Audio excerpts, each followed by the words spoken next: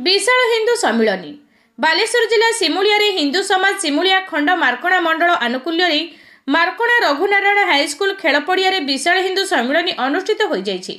राष्ट्रीय स्वयंसेवक संघर 100 वर्ष पूर्ति अवसर में हिंदू मानक जागृत कराइबा सह स्वदेशी आपणैबा एही सम्मिलनी मुख्य उद्देश्य बोली उपस्थित अतिथि मानक मत प्रकाश पाइथिला।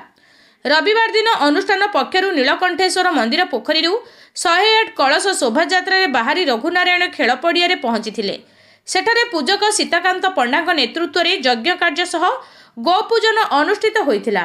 परे विशाल हिंदू सम्मिलनी सिमुलिया खंड संयोजक गजेंद्र सेठी सभापतित्व में एक सभार आयोजन करा जायथिला।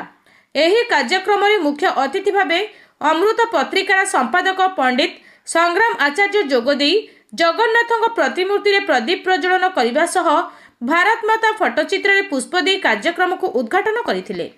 सम्मानित अतिथि भावे भद्रक जिला व्यवस्था प्रमुख प्रमोद कुमार नायक, विभाग शारीरिक प्रशिक्षण प्रमुख नारायण महाकुड़, सिमुलिया खंड कार्यवाह अरुण कुमार महालिक, समाजसेवी नयना मल्लिक प्रमुख जोगदे वक्तव्य प्रदान करथिले। अवसर प्राप्त प्रधान शिक्षक सूर्यमणि बोईती मंच परिचालना करने सह अतिथि परिचय प्रदान करथिले। अमीय कुमार सामंतराय धन्यवाद अर्पण करथिले। एही कार्यक्रम को बहु स्वयं सेवक सदस्य और विश्व हिंदू कर्मकर्ता माने सहयोग करथिले। सिमुलियारू श्रीकांत विशाल रिपोर्ट, निर्भीक न्यूज।